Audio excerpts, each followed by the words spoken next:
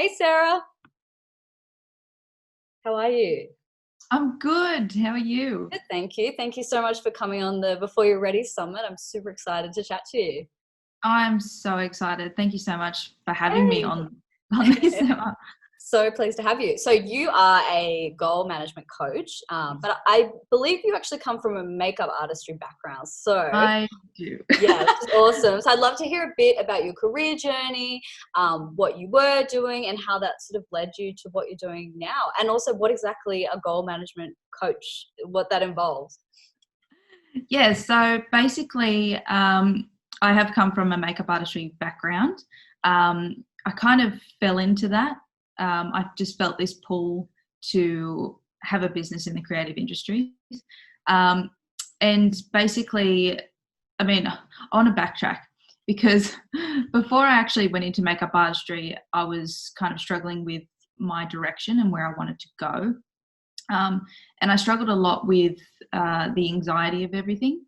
And the only way that I could manage that overwhelm was through goal management. I didn't know what it was at the time. I just knew that if I constantly wrote to-do lists, broke down my tasks into like these manageable pieces and set goals for myself, then I could manage that overwhelm. And my family always said, "Oh, there goes Sarah with the lists again." I'm like, "Oh no, but I'm actually helping." And so from there, I kind of fell into makeup artistry because I put my focus into something, and I began, loving the creative journey of that, and I was so passionate, and I had these skills, but I slowly realised I didn't have the business acumen to go with it. That's not taught in the schools. So I ended up going to a government initiative where they offer free mentoring, like business mentoring. And I went into the meeting going, yes, I'm gung ho about this business. I'm so passionate about makeup, and I ended up walking out with a job.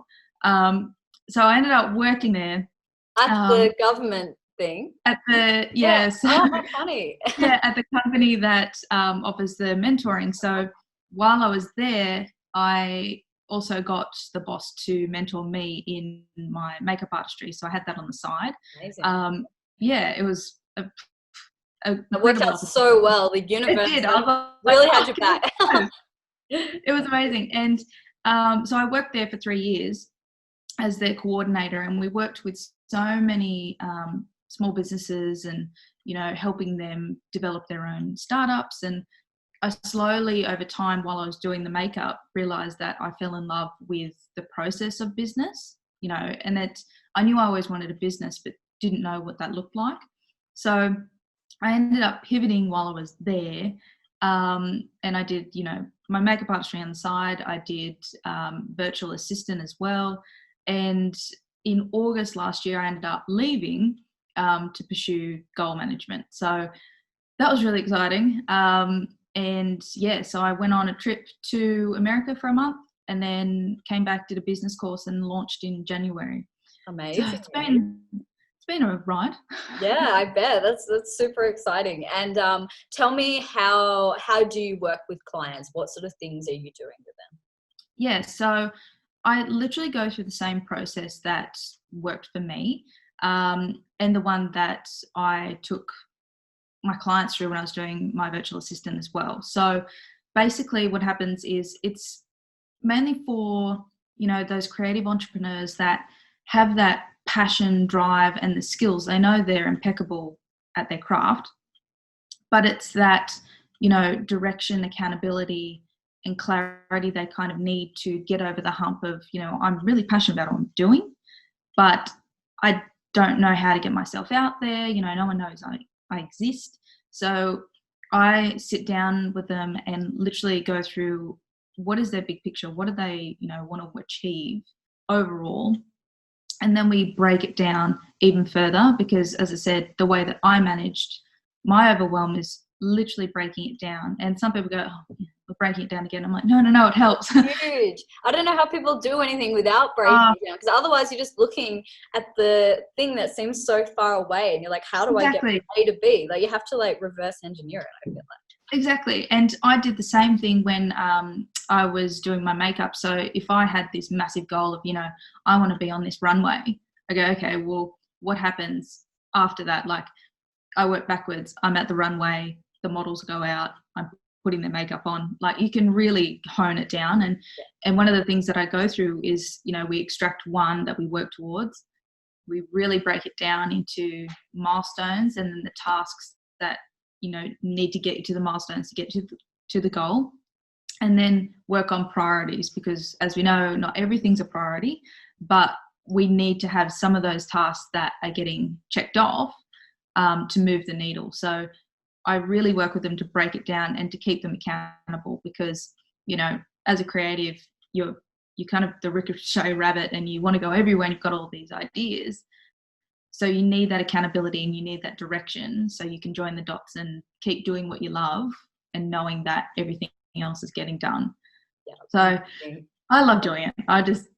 I think when I was doing makeup artistry, well, even before that, I was doing this intuitively for myself and my friends, my family. So when I went into that role, I was like, oh, I could probably have a business in doing what I actually love, and making more of an impact. Yeah, so that's so funny. Into it. The stuff that you do just naturally that you would do, even if someone's not paying you to do, sometimes you're too close to it to see it. Like, you're like, oh, but like everyone breaks down their goals, and then people are like, no, actually they don't. And that's when you sort of realize that, like, it was a career. Like a light bulb. I was like, people don't do that. Yeah, you just think it's people don't write this. Yeah. Oh. And so the theme of this summit is starting before you're ready, because I don't believe you're ever really ready to do anything. No. You're ready to do anything. And I'm a big believer that you don't have to have all your ducks in a row to start doing something. You just need to start. So I'd love to hear about a time in your career that you just like jumped into something before you felt ready. Well, recently. One of the most recent. In January, because as I said, when I got back from America, I did a business course, and part of that, which is another government initiative, they get you to start on a certain date. And my launch date was the 9th of January. And so I was, developing this business. I was like, yeah, my launch day is on the 9th. I'm ready to go. I wasn't ready. And life got in the way instead, and things came up and I was like, oh. And then because the 9th went past, and then the 10th and then the 11th, and I was like, oh, well, I need to set a new date, and I don't have the time to do a 2-week warm-up campaign, and I don't have all this time. And I ended up getting so frustrated with myself because I was just wasting time and waiting for that perfect time to launch. And I was like, this is dumb. Like, I need to just get out there. And I kept thinking to myself, like, it's all about progress over perfection. And I literally have a book called that. I'm so for that. It's so true, because if you don't literally take that leap, you're just waiting around and you're only wasting your own time. No one else is waiting for you to go, oh, can't wait, Sarah. At this point. Yeah, exactly. Exactly. And, I just needed to realize that I'm going into an industry where I literally call myself a goal management coach. I need to walk the talk, So, so I ended up just doing it. I was like, I don't need a big launch. I'm just going to put myself out there, and I can launch down the track if I have, some other offer that I have. I just need to get myself out there now. Yeah. So that was a very recent time. Yeah. And did you have any, I guess you sort of covered this, maybe I'll talk about it more in terms of clients or, just things that you see in like your friends and family. What do you think are some of the biggest like mindset blocks that stop people from just taking action? Like, what do you think are the thoughts going through their heads? Oh man, I see so many. A lot of the time, it can be both an intrinsic type of block where, you're putting it on yourself, and definitely there can be external. So, what will other people think of me? How will they perceive what I'm putting out? Do my family agree? All of these things. But the main two that I see quite often I don't have time. And straight away when I hear that, I go, oh, okay. So basically, everyone has the exact amount of time. Everyone has 24 hours in a day. You're just speaking my language. I literally wrote a newsletter the other day that said this. I know, yeah, I'll let you continue, but it's all about priorities. Oh, you need to tell me, because I'm all about it. It's literally like people say, oh, I don't have time to write down my goal. Don't have time, well, okay, we both had the same day. What did you do with it? And it's about how you use the time that you do have, because we all have things to do. I understand that a lot of people are busy, but it's how you use the time to actually put your priorities into place and get it done. Because if you're saying you don't have time, well, you're saying that what you want to achieve isn't a priority.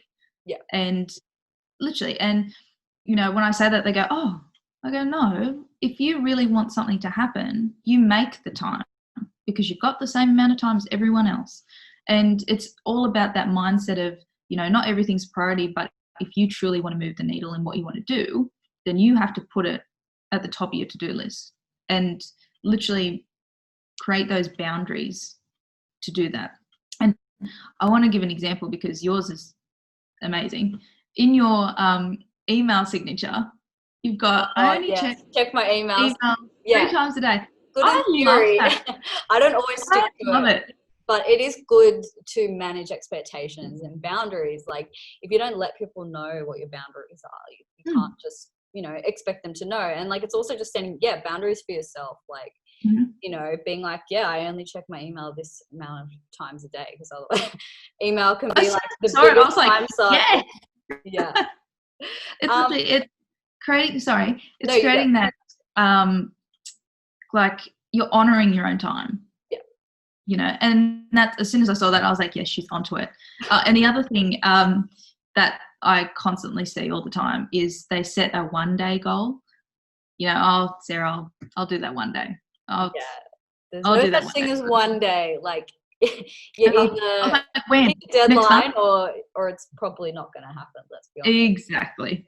And do you have any favorite like productivity tools or like planning sort of tools that you like to use for yourself or recommend to clients?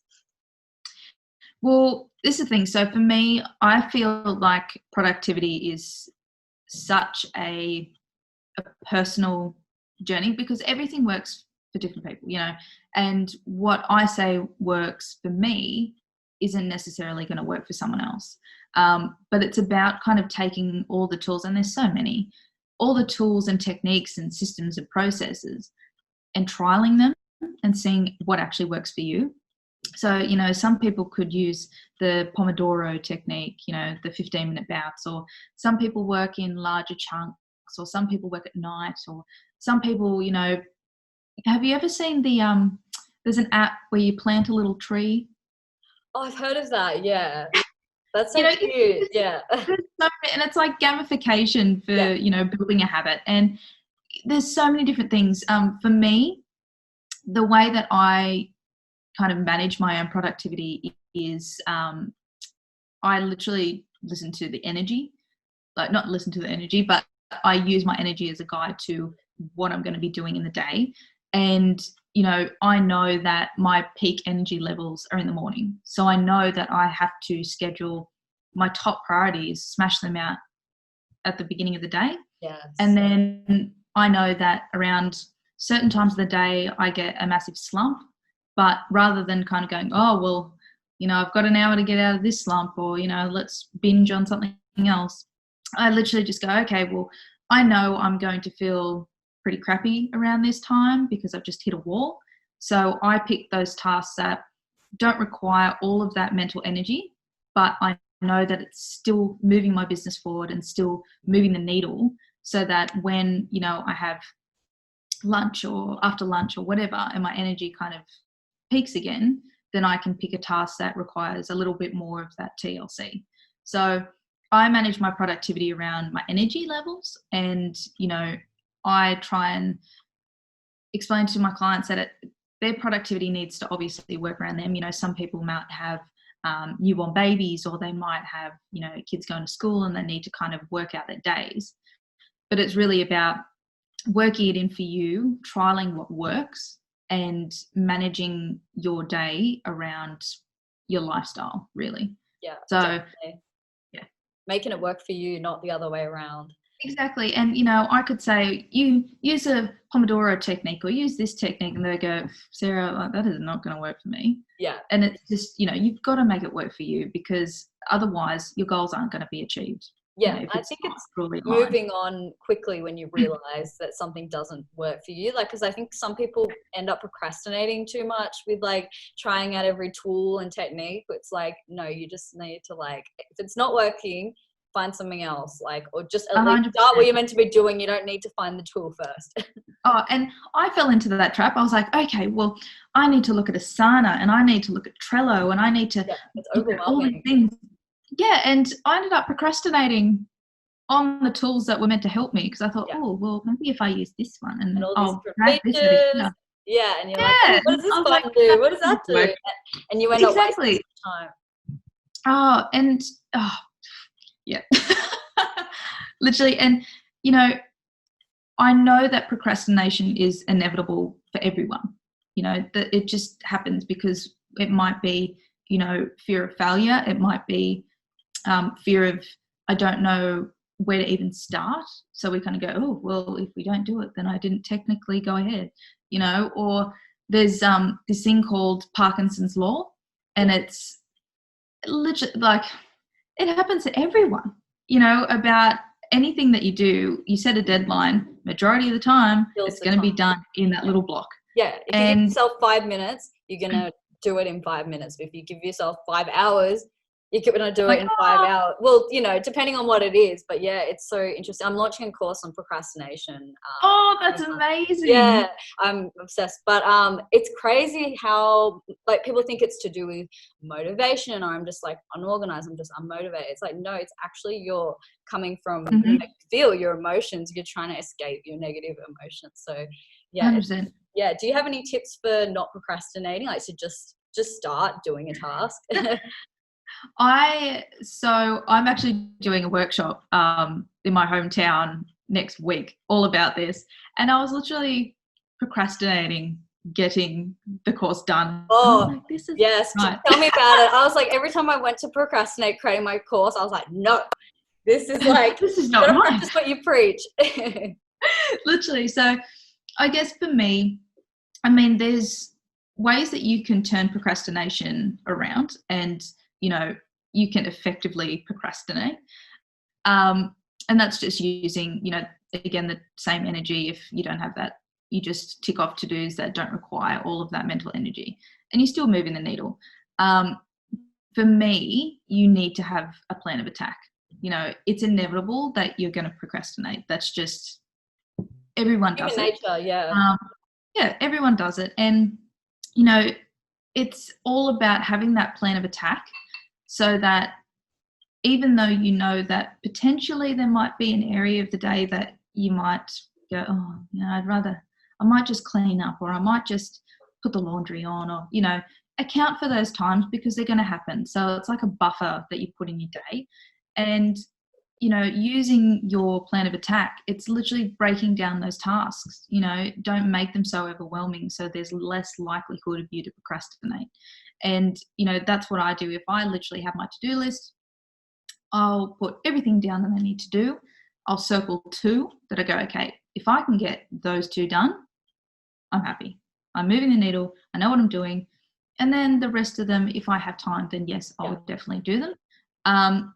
But at least if I can tick off those 2, then it's less likelihood that I'm going to procrastinate, because I'm literally breaking down my tasks so much that there's not a chance for me to be so overwhelmed and go, oh, well, I'll start today, or I'll start later today, and maybe tomorrow, because I need to do so much research before I even hit that. Like, I'm not going to do that. So it's literally just setting yourself up so that you don't give yourself a chance to. Yeah. And really breaking down your day into those manageable tasks. Yeah. That's Awesome. what I spoke all the time.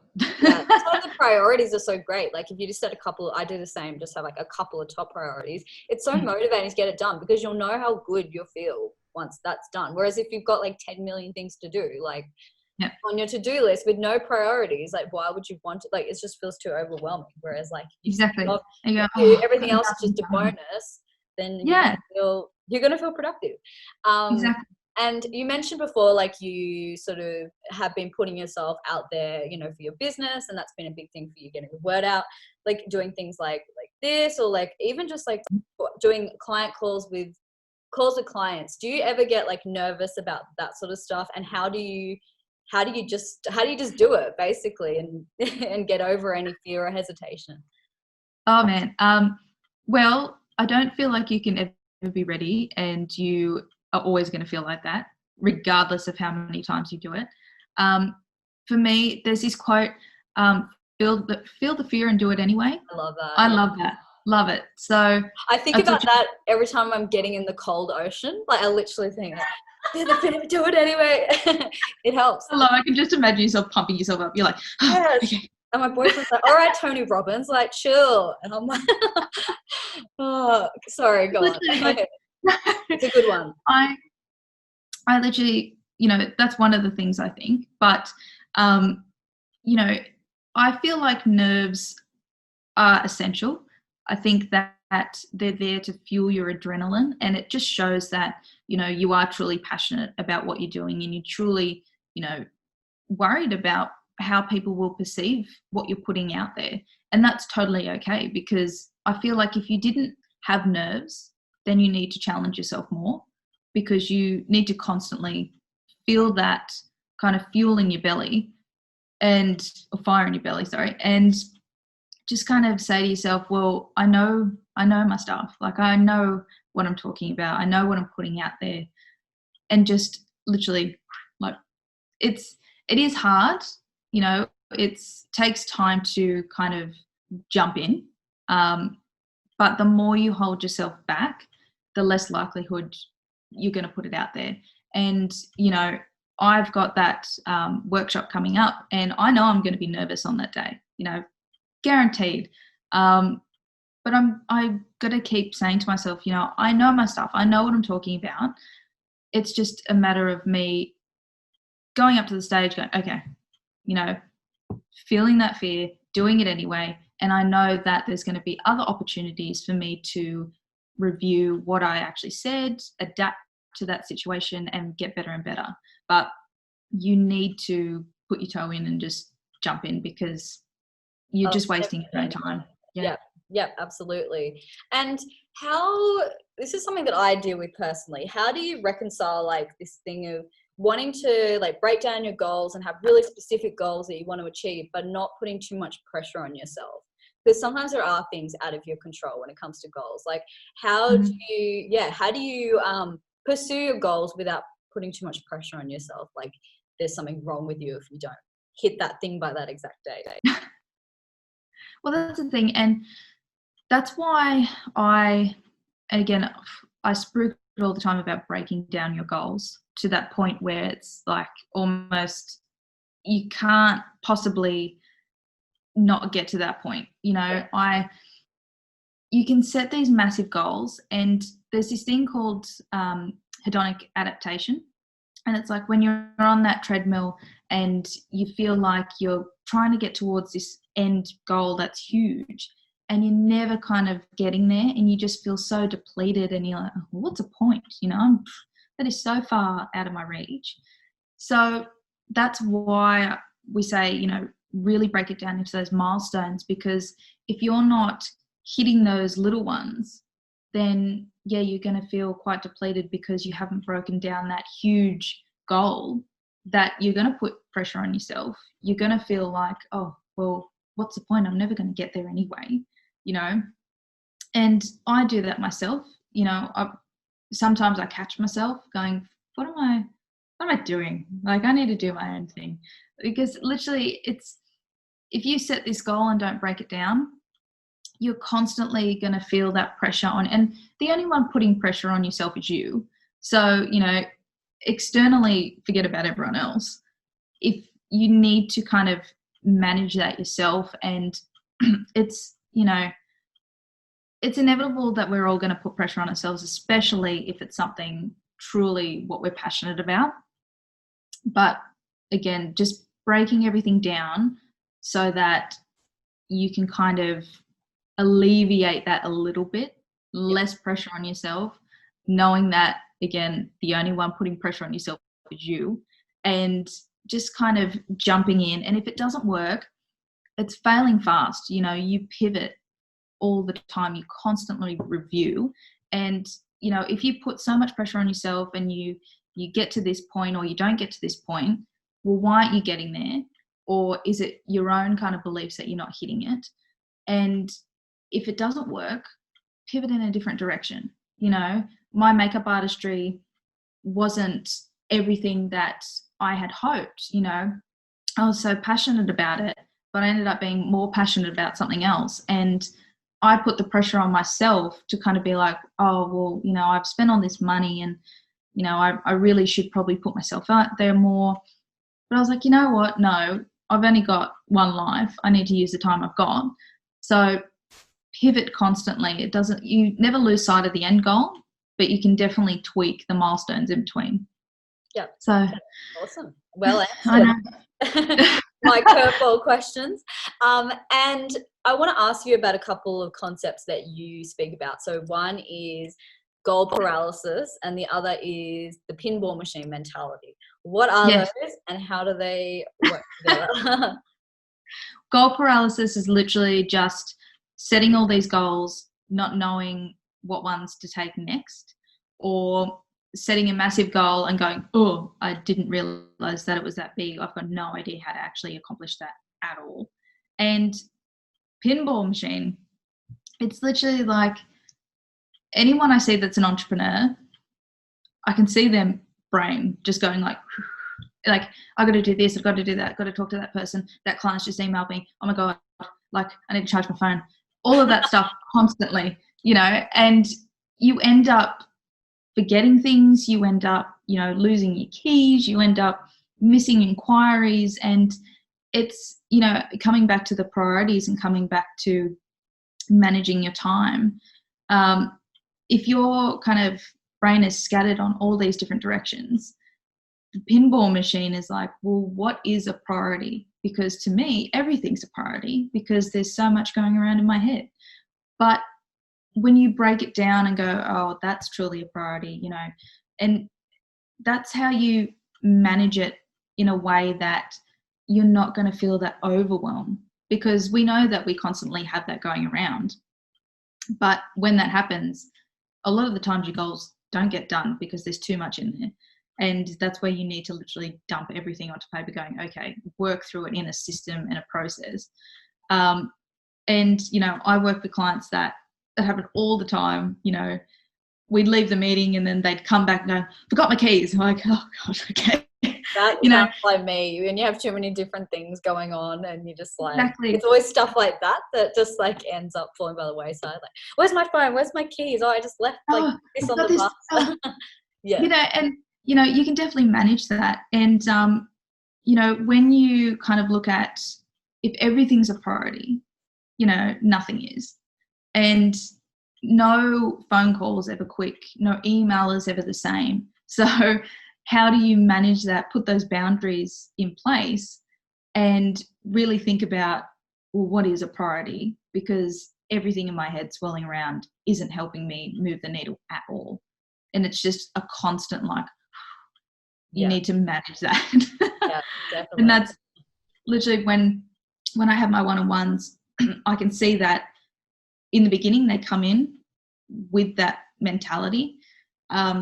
So that's why I get them to literally purge everything onto paper. Doesn't matter what it is, doesn't matter if it's messy, but we literally go dump everything, because one, that's creating space in your mind that you didn't have before, that, you know, your goal is swirling around there with, I need to get my laundry done. Oh God, I've got to pick up the car. Oh God, I've got to do this. You know, if it's not getting out of here and onto paper, swirling around with everything else, and it's not a priority, and you're not looking for opportunities to help make that happen. So we literally purge everything, create that space in your mind so that you can get that clarity again. Because otherwise, if you keep going around with that pinball machine, you'll end up burning out. And that tends to what happen all the time, because you're just not allowing yourself that time to kind of mellow. Yeah, awesome. Well, that purge session sounds amazing. Where can everyone find you if they're interested in getting all that out of their head and tapping into some of this goal management goodness? Where can they find you on social media? And do you have any products or courses or anything happening at the moment that you would like to talk about? So everyone can find me on Sarah K Coaching on Instagram, on all my socials, and at www.sarahkenyon.com.au. And very soon, I'm launching my own course that is literally what I take my clients through, so the exact process, but in manageable chunks so they can go through at their own pace. And the workbook that I also use with my clients, they've got access to all of that. So that'll be live, and I'm so excited for that. Amazing. That sounds incredible. And we'll put all those links in the notes as well. Thank you so much, Sarah, for coming on and sharing all your wisdom and all things productivity and goal setting and procrastination. It's been amazing to chat to you. Thank you so much for having me, Emma.